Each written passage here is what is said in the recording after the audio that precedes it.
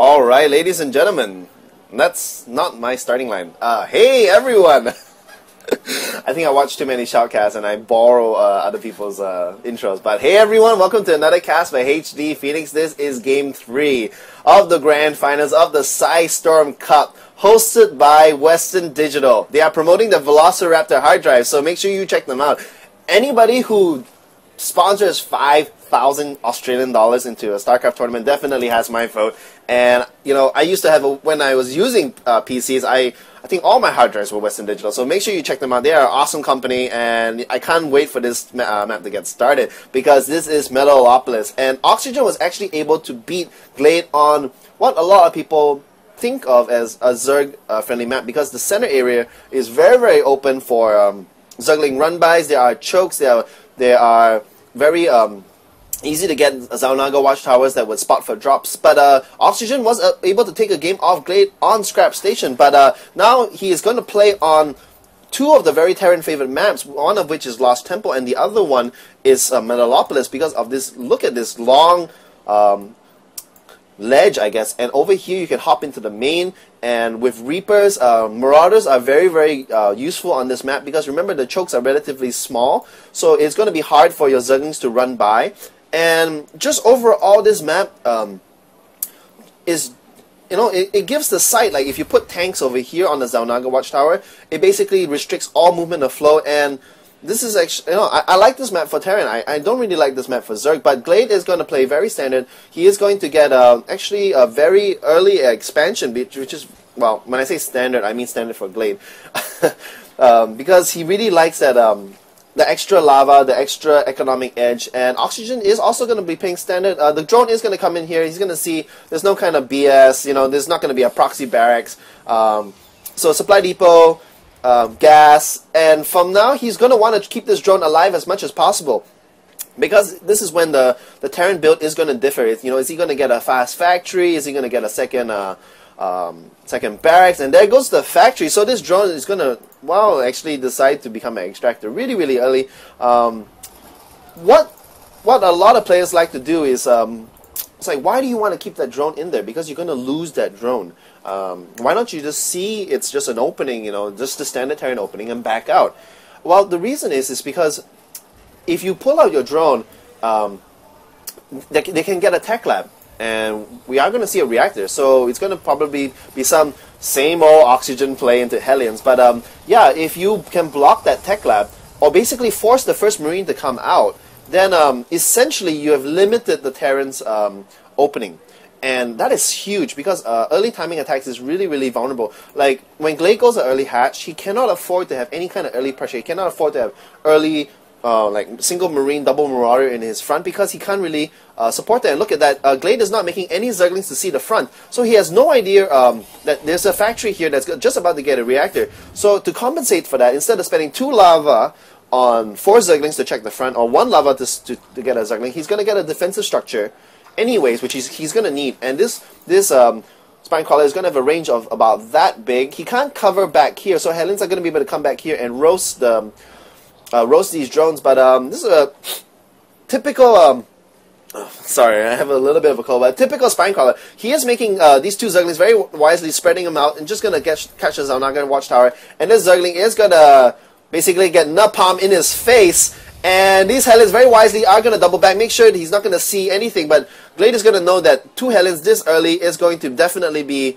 2 Hellions. But look at that, Glade is going to get a second Zergling, and most likely going to check the front, going to want to see what it is. And look at this Queen. This Queen is going to be very, very wise. There is a second Spinecrawler to stop any kind of a Hellion run by, but it's not going to be early enough, and these drones are going to evacuate. And look at the placement of these Zerglings. These Zerglings are not going to allow any of these Hellions to run by, because the Hellion can't squeeze just by there. You're going to need 2 Queens to block it off, or some Zerglings here, and I don't think these Hellions got a single kill. They got 1 kill each. Oh, one of those kills was a Zergling. So yeah, 1 drone and 1 Zergling. So again, Glade's map awareness, and look at that, very, very nice defense. And remember, he's spending all his lava on drones this game. He's not, where is that production tab? There we go. He's spending all his production on on drones instead of Zerglings, so he is economically ahead. He is 31 harvesters over 24, and Glade is going to sack his Overlord in here.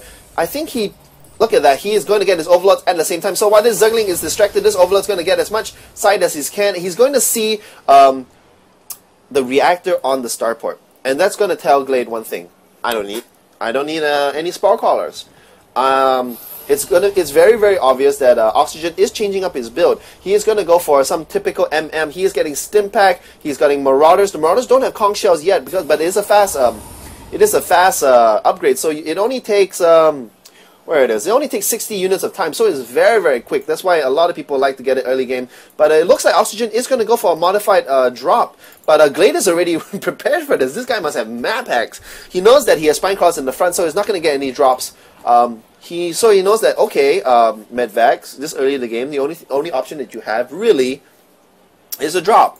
And I'm going to keep all my links in the base. And if you keep your links underneath the Medvacs before they drop, they're not going to be able to drop, because if they drop one by one, they're going to get chewed apart by the Zerglings. And these Zerglings need to move up here. The Overlord does see it. These Zerglings are already in position. They are right below the Medvacs. These Medvacs are not going to be able to drop. And these Medvacs are taking a lot of damage from this Queen. But they are going to drop in range of these Spineclaws. They are not going to get any kills. One drone might go down. They are poking away at this Spineclaw, but look at the placement of these, and yeah, and he's going to drop in the main. The Zerglings are out of position, and they might actually get some kills here. One drone goes down, and these Zerglings are, and he's just gonna hop up in the Medvacs one more time. The Medvacs is getting dangerously low, very, very low, and one Medvac goes down, but the Medvac didn't have anything in it, and he's still constantly trying to harass. But this Medvac is getting very, very low, and if this Medvac dies, this is going to, oh my God.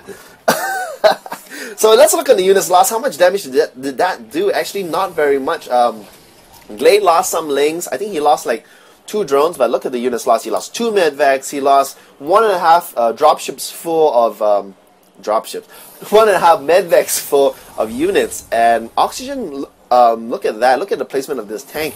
It's basically telling me that he is preparing for some kind of either Nidus drop, because this is within range of the supply supply lines of the SCV. So if the Zerglings run in here, this Siege Tank is going to shout the links, and these links are going to auto attack, come over here in range of the second Siege Tank, and it's just very, very good placement. But Oxygen's timing of this expansion is very, very late. On the harvester count, 47 over 32, and Glade is taking his third. And right now, Glade doesn't have to be aggressive. Actually, he just needs to sit back, make sure that he doesn't lose his harvester count, and stay ahead, because you must remember, Oxygen is Terran, and Terrans can only build workers one at a time. It's not like Imba Zergs, where like this, you can make like 5 workers at a time, and stay very, very ahead. And with Inject Lava, I would really like to see an in-base hatchery. A Zerg can be like, oh, I'm 20 harvesters behind, let me make 20 harvesters right now. And as these lavas pop out, Glade being very, very good on the Inject Lava, he is very, very low on energy on these queens. Very, very good macro. And there's a third queen over here, and he is moving his Spineclaws up very nicely. Once again, he's able to restrict movement over here. And yeah, with this creep spread, he's just going to be fine. And Glade knows that the opponent is going MM. Here goes a modified MM push. And I think this is Oxygen's last gasp. I think he knows that he is behind. He's going to get his expansion as saturated as he can. But while he's moving out, he's hoping that Glade is going to be macroing so hard he's not going to be able to have any army. But looking at the army size, Glade is low. He's 1,000 over 2,000. But he has 10 links. He has actually a lot of banelings. And if these banelings are going to be able to kill all these Marines, once again, all the Marauders and tanks are going to die to mass Zerglings, and we have a Spire almost done. And does Glade saving minerals? Glade is saving a ton of minerals. He is making 6 mutas, and again, if these mutas die, there are no more anti-air, and Oxygen is going to lose this game. But right now, he has the upper hand. He needs to buy time. He needs to buy 20 seconds more of time for these 8 mutas to come out. He needs to buy 10 seconds more time. Then he's going to run these banelings in. He's not making any more banelings. These Spineclaws are serving their purpose. That the 6 mutas have popped. Here they come. They are going to fly in. And it's just going to come down to the positioning of the banelings. Because of these creep, the banelings move very, very, very quickly. They are moving at a speed of 4. A Stim Marine only moves 3.5. Here comes the big push. The Zerglings are coming in. They need to kill all these Marines. The Mutalisks are focusing down the Marines. Every single Marine goes down. Glade pulls his Bailings behind away because he knows he doesn't need them. He's pulling them again because there are more Marines. He's chasing the Marines down. All the Marines go down.